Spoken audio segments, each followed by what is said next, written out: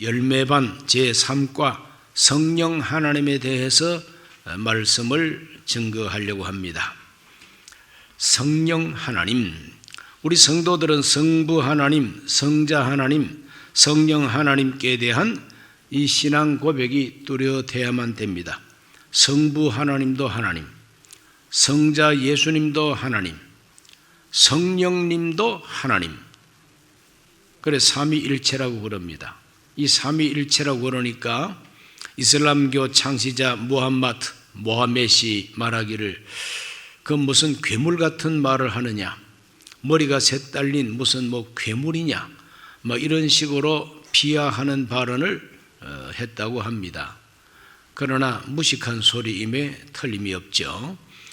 어떻게 해석을 하면은 삼위일체를 이해할 것인가? 명쾌한 해석은 없지만은 비유적으로 이렇게 흔히 말합니다.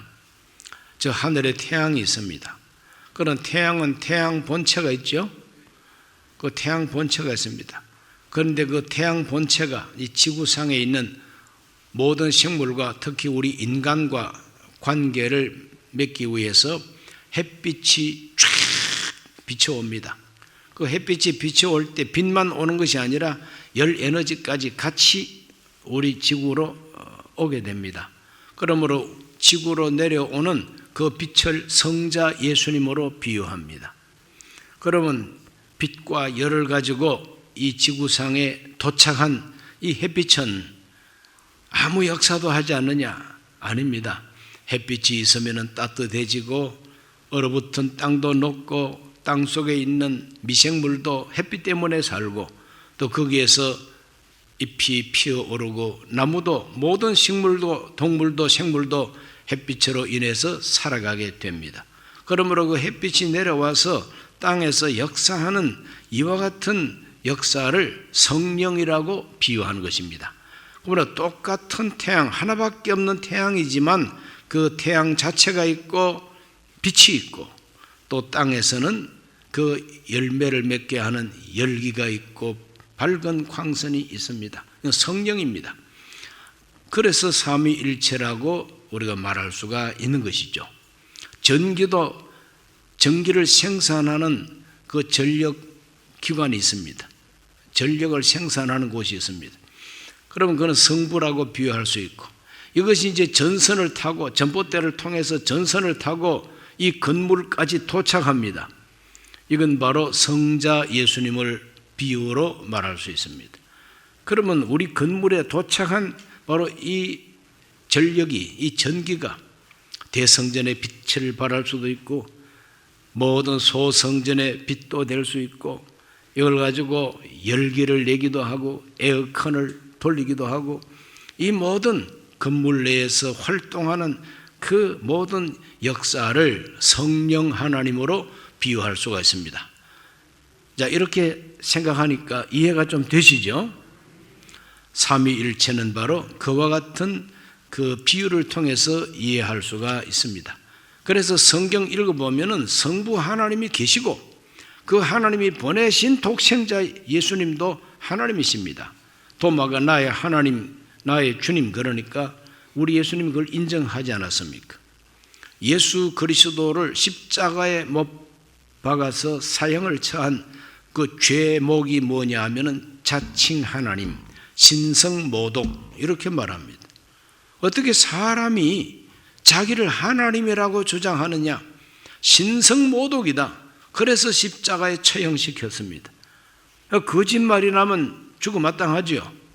거짓말했다면 죽어마땅한데 그 사실이라면, 하나님이라고 하는 것이 사실이라면 이거는 인간이 죽을 죄를 지은 거죠. 우리 예수님은 하나님이십니다. 그 예수님께서 성령을 보내겠다고 말씀하셨는데 주 예수님이 보내신 그 성령이 또한 하나님의 영이라 하나님이라 그럽니다. 그래서 삼위일체 하나님, 오늘은 성령 하나님에 대해서 공부하려고 합니다. 첫째, 성령 하나님은 창조자이십니다. 성령 하나님은 창조자이십니다. 태초에 하나님이 천지를 창조하실 때에 성령 하나님은 하나님의 창조의 중요한 역할을 하시고 수면 위에 운행하셨다고 말합니다. 창세기 1장 1절로 2절을 다 같이 읽어봅니다. 하나님이 천지를 창조하시니라. 땅이 혼돈하고 공허하며 흑암이 깊음 위에 있고 하나님의 영은 수면 위에 운행하시니라 그랬어요. 이 운행한다 이 말은 왔다 갔다 이렇게 하는 동작만이 아닙니다. 이 운행한다는 것은 그냥 움직이는 것이 아니라 품고 있다고 하는 뜻입니다. 닭이 알을 품고 있는 것처럼 독수리가 날개를 펴고 자기 둥지를 지키기 위해서 돌고 있는 그 형상이, 움직이고 있는 그 형상이 바로 운행이라는 말로 표현합니다. 그러므로 하나님의 성령 하나님은 운행하시는 성령이에요. 운행하시는 성령. 하나님의 말씀이 탁 떨어지면 그 말씀대로 그대로 창조를 해 놓는 창조의 실행 역할을 하는 분이 성령 하나님이시다 이 말이죠. 심지어 우리 인간들도 하나님이 성령으로 창조하셨어요. 성령으로 창조한 우리 인간, 창세기 1장 27절을 다 같이 읽어보겠습니다. 하나님이 자기 형상 곧 하나님의 형상대로 사람을 창조하시되 남자와 여자를 창조하시고, 남자도 여자도 하나님이 자기 형상대로 창조하셨어요. 어떻게 창조하셨느냐? 성령으로 창조하셨습니다. 그러므로 하나님의 모든 창조 계획을 실행하는 분은 성령이다 이 거죠. 실행하는 분이 성령입니다. 욥기서 33장 4절에 보면 하나님의 영이 나를 지으셨고 전능자의 기운이 나를 살리시느니라 그랬어요. 하나님의 영이 바로 성령이죠. 성령이 나를 지으셨다 그랬어요. 그러므로 이 세상에 있는 모든 피조물들은 하나님의 계획, 하나님이 선포한 말씀대로 성령이 실행에 옮겨가지고 창조물을 내놓은 결과들인 것입니다. 성경이 그걸 말하고 있습니다. 그러므로 성경이 말하는 대로 성령 하나님은 창조자가 되신다는 겁니다. 두 번째로 성령님은 어떻게 불려지느냐? 성령님의 이름, 칭호. 성령님의 칭호가 많습니다. 그 왜 많으냐? 그 성령이 하시는 일들을 보고 그래서 이름이 많습니다. 첫째는 진리의 영이라 그럽니다. 요한복음 15장 26절에 내가 아버지께로부터 너희에게 보낼 보혜사 곧 아버지께로부터 나오시는 진리의 성령이 오실 때 그가 나를 증언하실 것이요 그랬어요. 보내실 성령, 아버지께로부터 나오시는 진리의 성령이라 그랬습니다. 따라합시다. 성령은 진리의 영이시다. 진리의 영입니다. 또 성령은 생명의 영이라고 표현하고 성결의 영이라고도 표현하고 양자의 영이라고도 표현합니다. 양자가 뭔지 아시죠? 양자.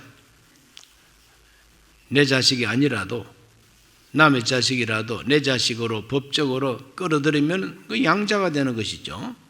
그러므로 양자의 영, 본래 우리는 죄의 종이요 사탄의 자식이었습니다. 그러나 하나님께서 우리를 대속하시고 용서하시고 우리를 하나님의 자녀로 양자로 입적하는 것처럼 우리를 불러주셨으니 그 역할을 성령이 하신다 이거죠. 그래서 양자의 영이라, 영광의 영이라, 또 성령을 하나님의 영, 그리스도의 영이라고도 말합니다.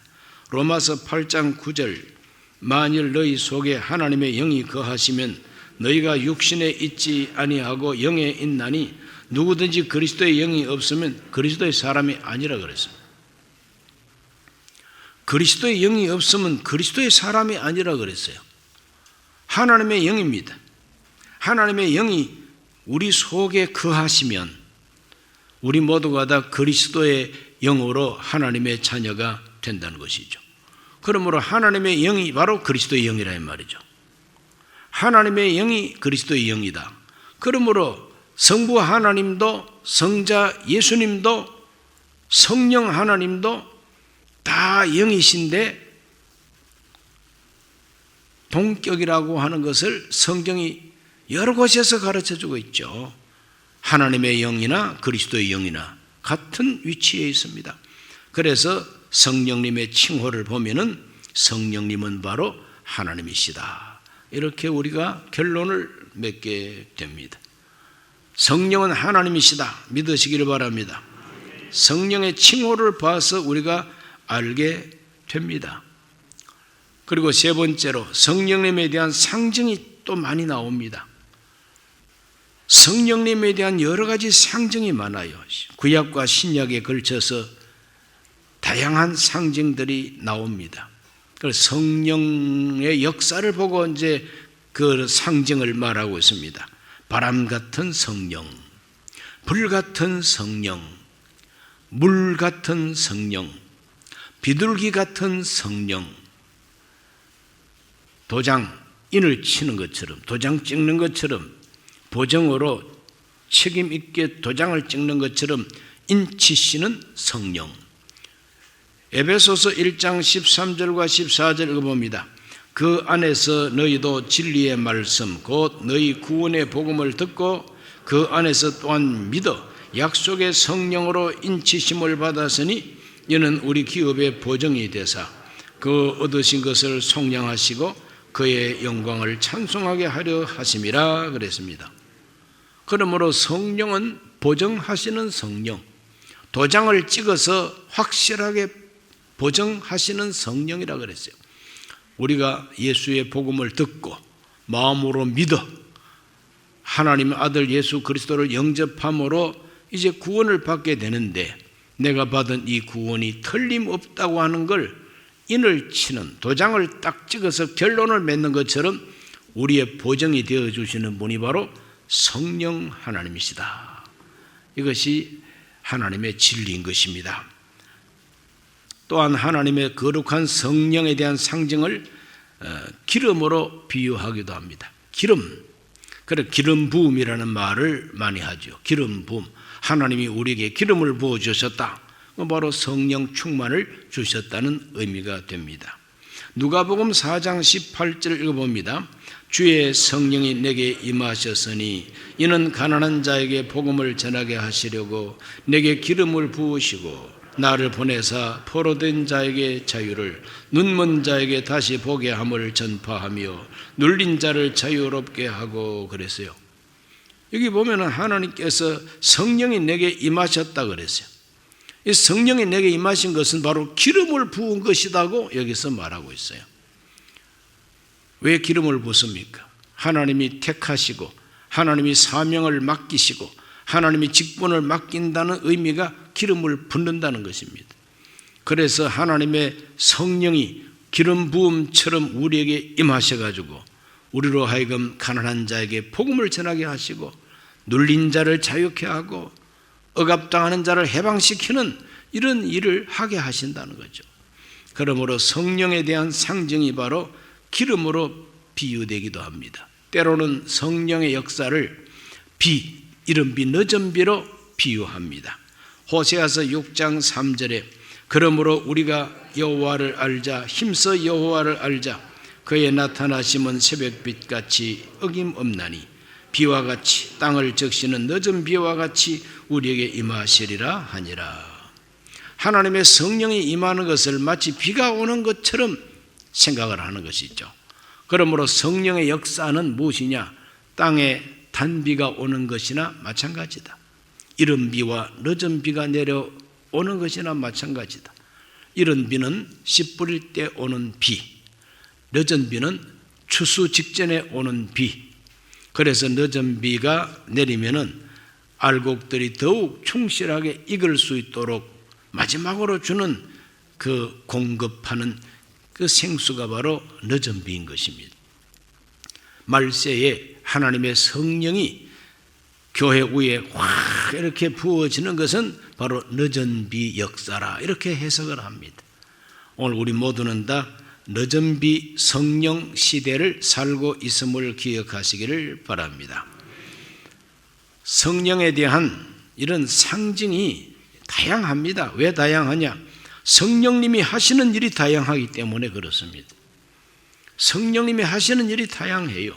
그러니까 그 다양한 성령의 역사를 생각할 때에 어떨 때는 불과 같고, 어떨 때는 물과 같고, 어떨 때는 바람 같고, 어떨 때는 막 도장을 찍는 것 같고, 어떨 때는 기름을 붓는 것 같고, 어떨 때는 이른 비 늦은 비와 같다. 그래서 예수님의 말씀 속에서도 성령에 대한 상징을 그렇게 말씀하고 계신 것입니다. 그 다음 네 번째로 성령님의 본질이 무엇인가를 우리가 알아야 됩니다. 본질. 이 본질이라고 하는 것은 더 이상 변할 수 없는 하나의 성품이나 하나의 성격이 바로 본질인 것입니다. 본질. 이 성령님의 본질이 뭐냐? 성령님의 본질은 무엇보다도 하나님의 영입니다. 성령은 하나님의 영이에요. 성령은 귀신이 아닙니다. 성령은 도깨비다 아니고, 성령은 이 세상에 말하는 사람들이 말하는 그런 신들과는 차원이 완전히 틀리죠. 성령은 또 하나의 영이 아니라 오직 한 분이신 하나님의 영이다. 이것이 바로 성령의 본질입니다. 하나님의 영, 하나님의 영이라면 하나님의 속성을 갖고 있어야 되잖아요. 하나님의 본질이 있어야 성령이 하나님의 영이라고 말할 수 있죠. 하나님이라고 하는 이 본질의 특성이 특별히 네 가지가 있는데, 첫째는 영원성입니다. 영원성. 영원하시다 이 말이죠. 영원하지 아니하면 하나님 아니죠. 하나님이 별명이 헷가닥 그래서 하나님은 헷가닥 하나님이다. 여러분 헷가닥 변하는 하나님 믿고 싶습니까? 그런 하나님 있으면 잡아서 감옥에 쳐넣어야 돼요. 하나님도 아닌 것이. 그렇죠? 하나님의 본성, 하나님의 속성은 뭐냐? 변함이 없어야 되는 거죠. 그래, 하나님 닮은 사람은 변함이 없어야 됩니다. 변함없이 주님을 사랑하는 사람이 하나님 닮은 사람이죠. 사랑한다고 말했으면 끝까지 책임을 지고 끝까지 사랑해야 그것이 하나님 닮은 사랑입니다. 그것이 하나님의 형상이에요. 헷가닥 변하고 조석변개하고 눈치 살살 보다가 자기한테 조금 이익이 될 것 같으면 철썩하고 거기 갖다 붙고, 이거 아니네, 또 저기가 낫네, 그러면 또 그쪽으로 철썩 뛰어가고, 이런 정치인들을 철새 정치인들이라고 그렇게 말하고 있죠. 오늘 우리들은 하나님의 형상대로 창조된 인간으로서 변함없는 영원성을 닮아야 되는데, 보혜사 성령 하나님은 영원합니다. 히브리서 9장 14절 읽어보겠습니다. 흠없는 자기를 하나님께 드린 그리스도의 피가 어찌 너희 양심을 죽은 행실에서 깨끗하게 하고 살아계신 하나님을 섬기게 하지 못하겠느냐 그랬습니다. 하나님은 영원하신 하나님이다. 믿어지십니까? 하나님은 영원한 하나님이에요. 변함없는 하나님. 그렇기 때문에 영원한 성령이 바로 하나님의 영이요, 성령이 바로 하나님의 영이기 때문에 성령은 하나님이다 이 말이죠. 그다음 두 번째로 편재성이 있습니다. 하나님의 속성 가운데 편재성이 뭐냐? 하나님은 유대인들 예루살렘에만 계시지 않고 또한 하나님 미국에만 계신 하나님 아니고 하나님은 안 계신 곳이 없다. 이것을 편재성이라 그럽니다. 그래서 시편 139편 7, 8절 말씀 한번 읽어봅니다. 내가 주의 영을 떠나 어디로 가며 주의 앞에서 어디로 피하리까? 내가 하늘에 올라갈지라도 거기 계시며 서울에 내 자리를 펼지라도 거기 계시나이다.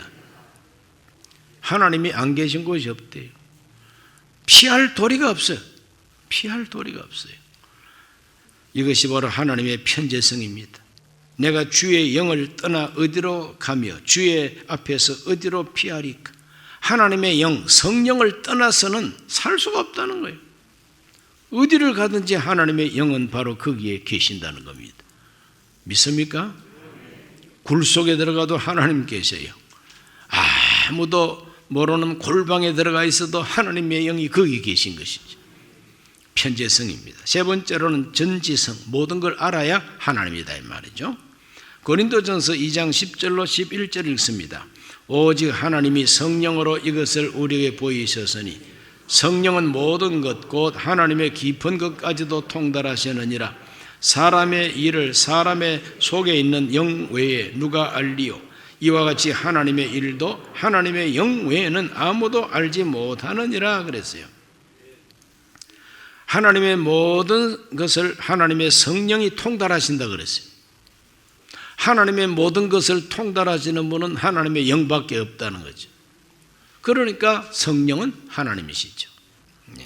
하나님의 영입니다. 전지하신 하나님, 그리고 전능하신 하나님.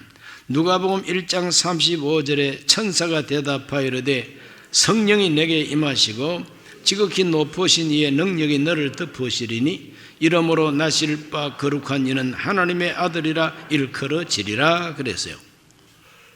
동정녀 마리아, 처녀 몸속에 결혼도 하지 않았는데 하나님의 성령의 능력으로 아기를 가지게 했다. 이건 전능하신 하나님 아니고는 아무도 흉내도 못 냅니다. 아무도 흉내도 못 냅니다. 전능하시기 때문에 처녀에게도 아기를 가지게 할 수 있었다는 것이죠. 그래서 우리 예수님은 동정녀 탄생이라 하나님의 영, 성령에 의해서 출생하셨다는 겁니다.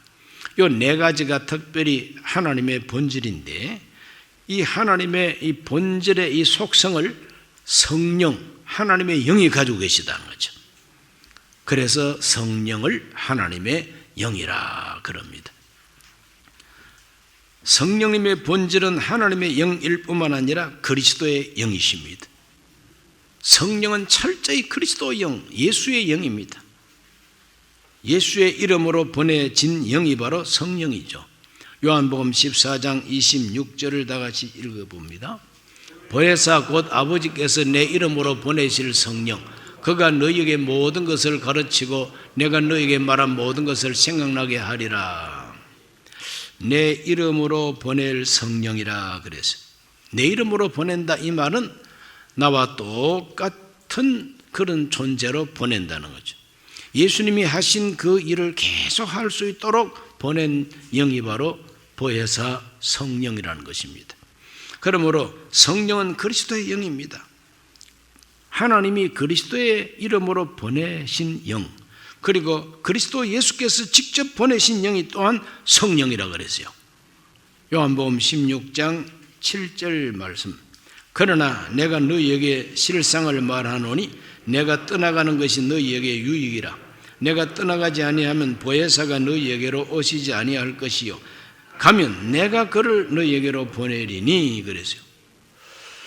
성령은 누가 보내느냐? 하나님 아버지가 그리스도의 이름으로 보내고 내가 보낸다고 예수님께서 말했어요.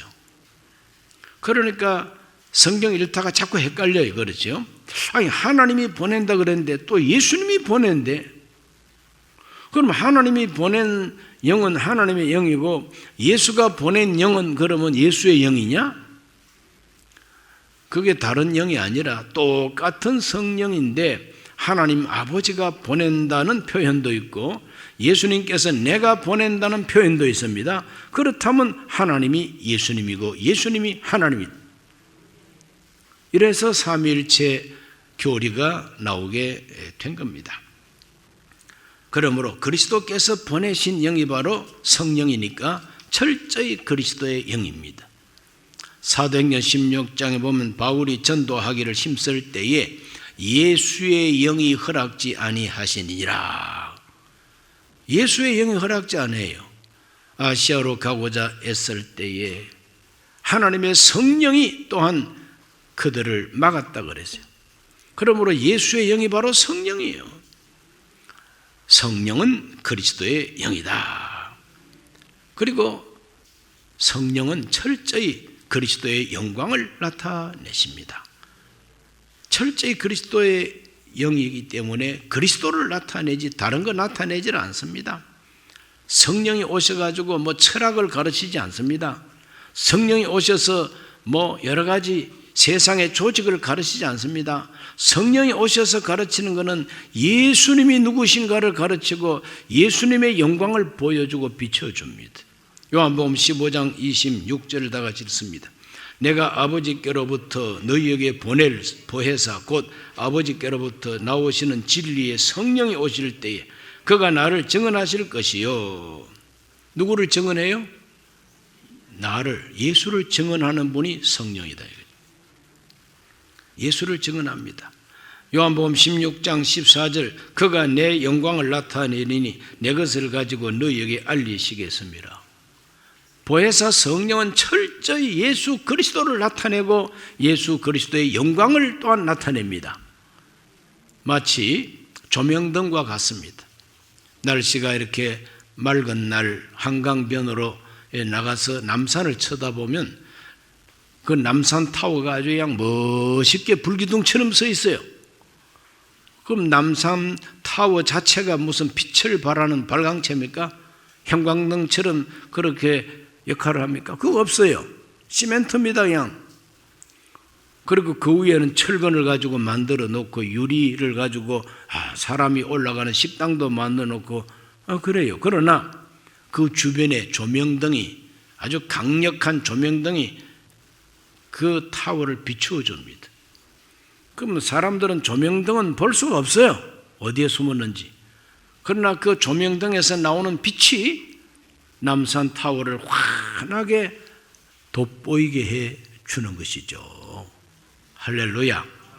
그래서 성령이 하시는 일이 바로 그 일이라는 거죠. 그러므로 보혜사 성령은 철저히 그리스도의 영이라 이 말입니다. 그리스도를 가르쳐주고 그리스도를 보여주고 그리고 성령은 보혜사이시다. 이게 본질입니다. 성령의 본질은 보혜사입니다. 보혜사. 보혜사는 주인공이 아닙니다. 보혜사는 주인공을 위해서 부름을 받아 곁에 와가지고 그 주인공을 도와주고 가르쳐주고 상담해주고 이끌어주고 인도해주는 이 역할이 보혜사의 역할이요. 그러므로 성령의 역할은 보혜사라는 것입니다. 파라클레토스라는 보혜사입니다. 항상 곁에서 도와주고 변호해주고 대변해주고 상담하고 가르쳐주고 인도하는 그 역할이 바로 파라클레토스가 하는 일입니다. 요한복음 14장 16절을 다 같이 한번 읽어봅니다. 내가 아버지께 구하겠으니 그가 또 다른 보혜사를 너희에게 주사 영원토록 너희와 함께 있게 하리니. 영원토록 너희와 함께 있겠다 그랬어요. 들쭉날쭉 기분 나쁘면 나가버리고 기분 좋으면 철싹 뛰어들어와서 또 함께하고 내가 영광 받을 때는 내 곁에 있고 내가 고통당할 때는 도망가 버리고 그런 것은 보혜사가 아니에요. 보혜사는 비가 오나 눈이 오나 슬프나 기쁘나 고난당하든지 간에 곁에 계신 분이 보혜사예요. 눈에 보이지 않지만 보혜사이신 성령이 내 곁에 계심을 믿으시기를 바랍니다. 요한복음 14장 26절은 말합니다. 보혜사 곧 아버지께서 내 이름으로 보내실 성령 그가 너희에게 모든 걸 가르치고 내가 너희에게 말한 모든 것을 생각나게 하리라 그랬어요. 가르치고 생각나게 하는 보혜사이십니다. 영원토록 우리와 함께 하시면서 그 역할을 계속합니다. 그리고 요한복음 16장 13절은 그러나 진리의 성령이 오시면 그가 너희를 모든 진리 가운데로 인도하시리니 그가 스스로 말하지 않고 오직 들은 것을 말하며 장래일을 너희에게 알려주시리라. 보혜사가 하는 역할들입니다. 그러므로 성령은 철저히 그리스도의 영입니다. 이것이 성령의 본질입니다. 성령은 하나님의 영이요 그리스도의 영이요 보혜사가 되신다는 것입니다. 다섯 번째로 성령님의 두 가지 큰 사역을 살펴봅니다. 성령님이 오셔서 하시는 일은 우리를 위한 하나님의 모든 일을 집행하시는 일을 성령이 하십니다. 창조도 집행하시는 분은 성령이시죠. 무엇보다도 성령이 오셔서 우리를 위해서 하시는 일 중에 가장 은혜로운 일은 우리를 위해서 끊임없이 중보해 주시는 일입니다. 로마서 8장 26절로 27절에 이와 같이 성령도 우리 연약함을 도우시나니 우리는 마땅히 기도할 바를 알지 못하나 오직 성령이 말할 수 없는 탄식으로 우리를 위하여 친히 간구하시느니라. 마음을 살피시는 이가 성령의 생각을 아시나니 이는 성령이 하나님의 뜻대로 성도를 위하여 간구하심이니라. 지금도 나를 위해서 간구하시는 분이 성령이다. 요한계시록 2장 7절은 말합니다. 귀 있는 자는 성령이 교회들에게 하시는 말씀을 들을지어다. 이기는 그에게는 내가 하나님의 낙원에 있는 생명나무의 열매를 주어 먹게 하리라. 성령은 우리를 위해서 중보하고 성령은 우리를 위해서 계속 말씀하시는 분이라 이 말이죠. 사도행전 13장 2절에 주를 섬겨 금식할 때에 성령이 이르시되 내가 불러 시키는 일을 위하여 바나바와 사울을 따로 세우라. 언제나 따로 세우라고 그럽니다. 따로 세우라고. 이건 성령이 불러 시키는 일입니다. 그래서 성령이 불러 시키는 이 일을 위해서 하나님께서는 우리에게 두 가지 큰 일을 하십니다. 그 첫째가 무엇인가 하면은 은사를 주시는 일. 성령은 우리에게 은사를 줍니다. 은사가 뭐냐? 주의 일을 감당할 수 있는 힘, 능력, 권능, 그것이 바로 은사입니다. 고린도전서 12장 4절에서 7절을 다 같이 읽어봅니다. 은사는 여러 가지나 성령은 같고 직분은 여러 가지나 주는 같으며 또 사역은 여러 가지나 모든 것을 모든 사람 가운데서 이루시는 하나님은 같으니 각 사람에게 성령을 나타내심은 유익하게 하려 하심이라 그랬습니다. 고린도전서 12장 11절은 이렇게 말합니다. 이 모든 일은 같은 한 성령이 행하사 그의 뜻대로 각 사람에게 나누어 주시는 것이니라 그랬습니다. 하나님의 성령은 우리 각 사람에게 은사를 나누어 주셔가지고 주의 일을 하게 하고 교회를 위해서 섬기게 한다고 말합니다. 그러므로 여기에 있는 우리 모두는 다 각자에게 하나님이 은사를 주신다는 걸 믿으시기를 바랍니다. 내게 주신 은사를 발견하고 그 은사를 가지고 섬기고 봉사하는 일을 할 때에 그 사람은 성공적인 신앙생활을 하는 사람인 것입니다. 두 번째로 주시는 게 열매를 맺게 하시는 일입니다. 열매를 맺게 합니다. 은사는 일을 할 줄 아는 능력이라면은 열매는 무엇이냐? 일하는 사람의 인격과 성품입니다. 아무리 일을 잘해도 사람이 못돼 먹어가지고 덕을 세우지 못하는 일이 있죠. 이 은사와 열매는 참 중요합니다.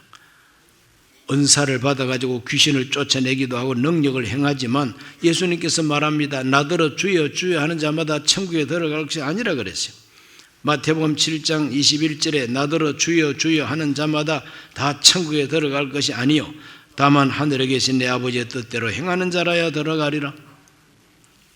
은사를 받았다 그래서 자기 마음대로 해서는 안 되는 거예요. 하나님 뜻대로 은사를 적용해야 되는 것이고 무엇보다 열매를 맺어야 됩니다. 그래야 천국에 들어간다고 예수님 말합니다. 마태복음 21장 43절에 그러므로 내가 너희에게 이르노니 하나님의 나라를 너희는 빼앗기고 그 나라에 열매 맺는 백성이 받으리라 그랬어요. 열매 맺는 백성이 바로 그 나라에 들어간다 그랬어요. 오늘 우리 하나님은 주의 일을 위해서 은사도 주시고 천국에 들어갈 수 있는 사람 되게 하려고 열매를 맺게 하시는데 그 열매를 가리켜서 성령의 열매라고 흔히 말합니다. 갈라디아 5장 22절로 23절에 오직 성령의 열매는 사랑과 희락과 화평과 오래 참음과 자비와 양선과 충성과 온유와 절제니 이 같은 것을 금지할 법이 없느니라 그랬어요. 9가지 열매가 나오죠. 에베소서 5장 8, 9절은 말합니다. 너희가 전에는 어둠이더니 이제는 주 안에서 빛이라. 빛의 자녀들처럼 행하라. 빛의 열매는 모든 착함과 의로움과 진실함에 있느니라 그랬어요. 성령의 열매가 바로 빛의 열매죠. 이 빛의 열매를 맺는 사람이 하나님을 기쁘시게 하는 하나님의 자녀다운 사람이라 그랬죠. 오늘 우리 모두는 이와 같은 아름다운 열매를 맺음으로 하나님의 처소가 되어 가야 됩니다. 오늘 읽은 본문 말씀이 그걸 말하고 있지 않습니까? 성령 안에서 하나님이 거하실 처소가 되기 위하여 지어져 간다 그랬어요. 따라합시다. 나는 아직까지 완공되지 아니한 사람이다. 지어져 가고 있어요. 그러므로 성령 안에서 지어져 가고 있기 때문에 우리가 성경을 공부하고 말씀을 읽으면서 끊임없이 자기를 새롭게 지어 가야만 되는 것입니다. 그래서 자기 건축에 성공하시기를 예수 이름으로 축복합니다. 기도합니다. 하나님 아버지, 오늘 순복음 성서학당 열매반 제3과 성령 하나님에 대해서 공부했습니다. 우리 모든 성도들은 이 성령 하나님에 대한 귀한 진리를 습득하고 바로 고백하고 성령님과 교통하는 신앙생활하게 해 주시옵소서. 예수님 이름으로 기도하옵나이다. 아멘.